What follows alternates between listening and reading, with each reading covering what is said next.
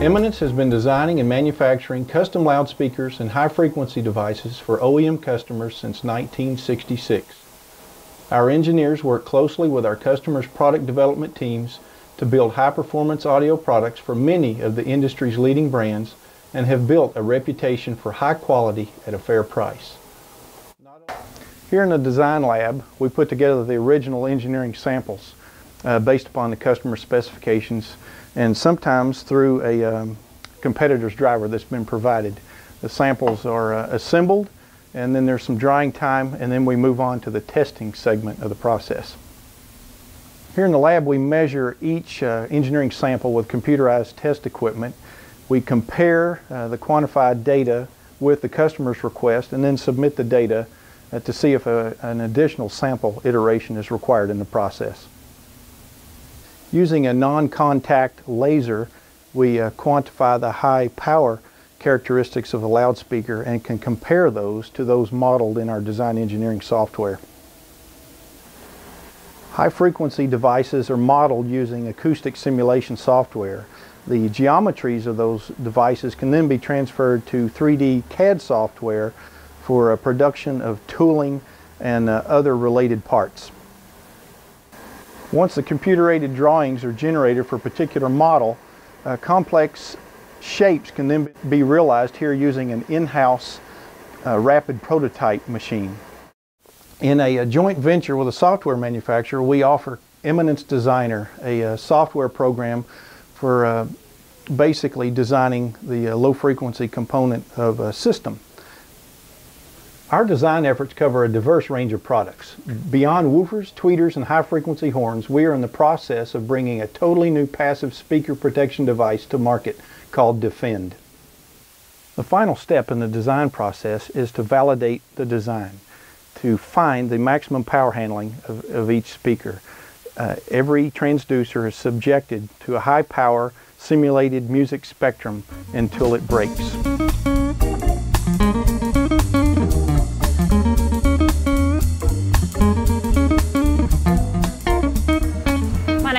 I have worked here 18 years. I am the supervisor on the compression driver line. We have 11 employees in this department.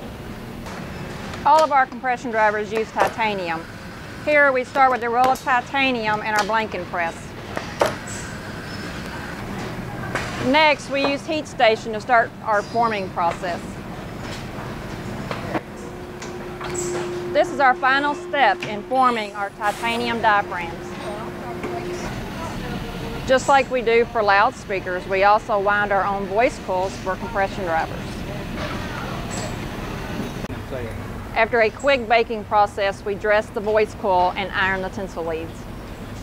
Here we assemble the voice coil and titanium diaphragm together, and then goes through another quick baking process.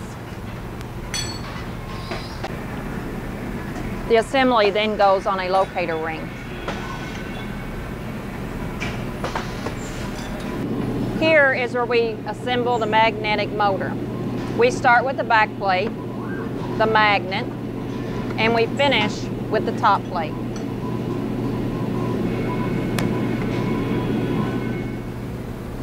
We install a phasing plug cut to size, then we assemble the diaphragm and cap.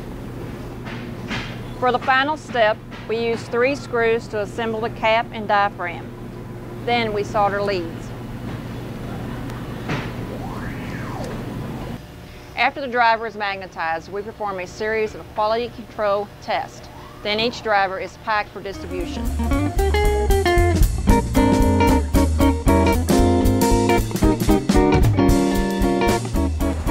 My name is Michelle Gambrell. I am the supervisor in the voice coil department. I have been with the company for 16 plus years. I currently have 17 employees working under me. At EMINENCE, we manufacture many sizes of voice coils, ranging from 1 inch to 4 inch. The first step in making a coil is the winding process. It involves wrapping wire and a former material on a mandrel to keep it round during the entire process. We use copper and copper-clad aluminum wire in various sizes. We use Kapton, Nomex, and paper former materials. We bake the coil next to cure the adhesive used for coating the wire. This machine is used to remove the mandrel as it is no longer needed. It is called the punch out. With this machine, we then apply an assurance bead of glue on the top and the bottom of the winding. We have recently added ovens and ventilation, which allows us to batch bake our coils. This double baking process adds quality and reliability to our voice coils. For added strength, we add beryllium or copper strips to many of our coils, which also requires a wire cleaning process. Next, we apply a paper or puffkin collar to protect the wire that goes from the winding to the tinsel leads. This is called an auto splice machine, where we add tinsel lead to finish the coil. The final step is our quality inspection. This is where we check the DC resistance and overall quality of the coil.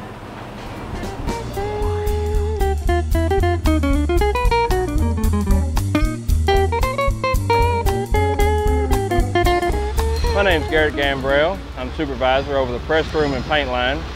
I've been here 2.5 years and currently have 14 employees.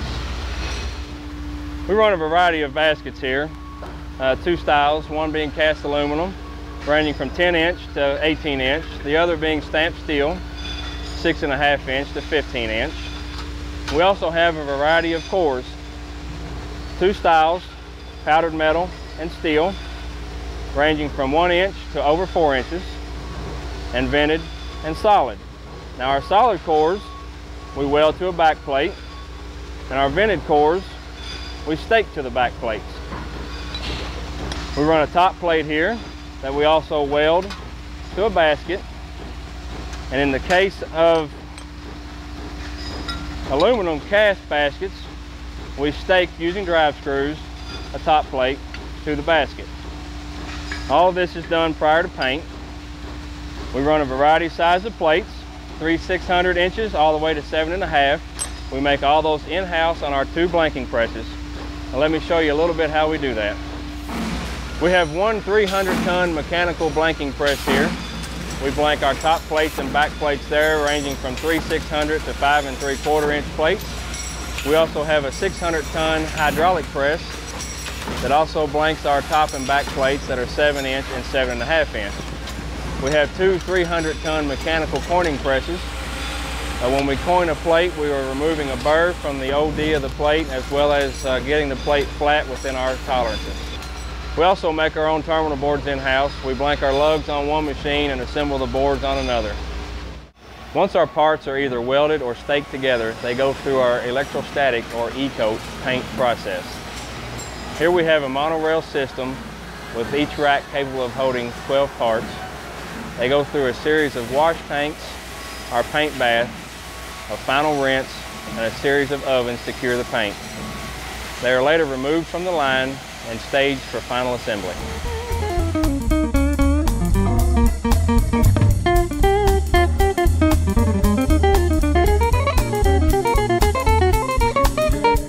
My name is Jason Stanley. I'm the production manager here at Eminence Speaker. I've worked here for 18 years. I'm going to walk you through the final production area and the packaging department, which employ 35 people. The first step of the round table is taking the basket and top plate and attaching a terminal to the basket. There are 2 methods of attaching the terminal. One is a glue-on and a rivet. Then we put the basket top plate on a centering gauge and can apply an optional rear gasket.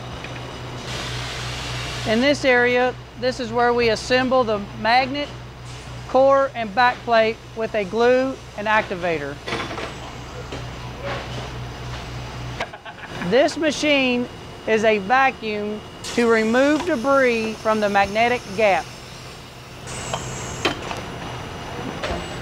This station is where we insert a mylar gauge into the coil to set the height and apply a bead of glue to attach the spider. At this station, we apply a bead of glue to the foot of the spider. As we install it into the speaker, it's attached to the coil and the basket. At this station, we apply a magnet ID label, set the cone, and then press it so the surround is attached to the basket.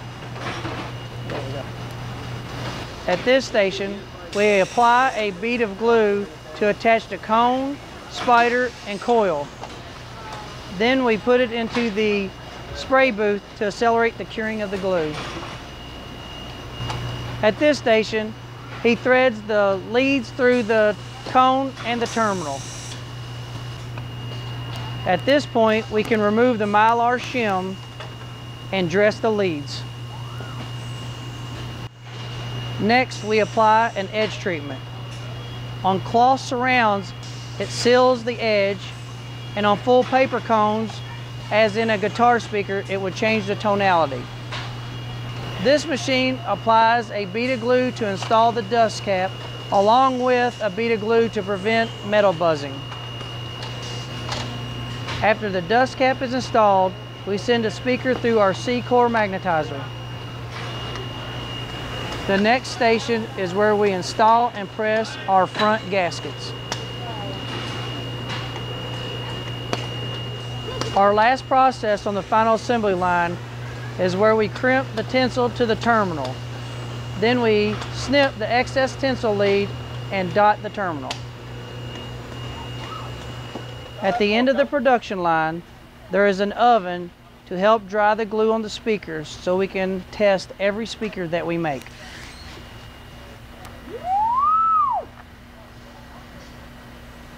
Many of the speakers we make require a magnet boot and a backplate label. Most of the products that we manufacture for distribution are single packed on our box line.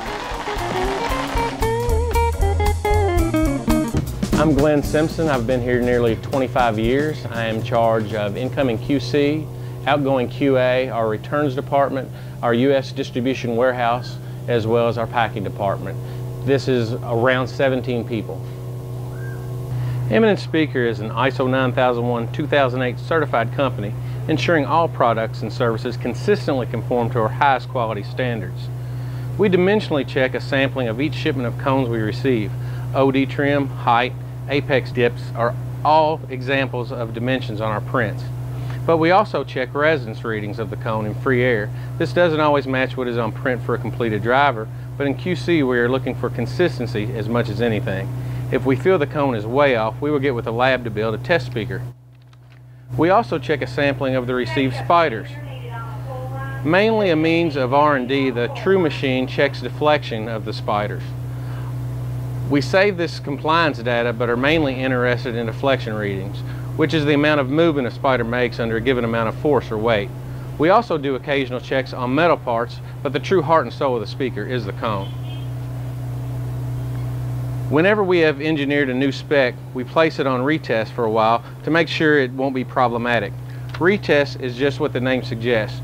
We are again sweeping the speaker as we do at the end of the production line, but we now have let the driver set for at least 8 hours, so all of the glue joints and treatments are nearly fully cured, or at least on their way. Some customers actually require us to check their product again after it is dried. In some instances, we are also asked to check frequency response, which we do on either our NTI system or our Clio system. Once through retest and frequency response testing, the speakers are ready to be packaged and shipped.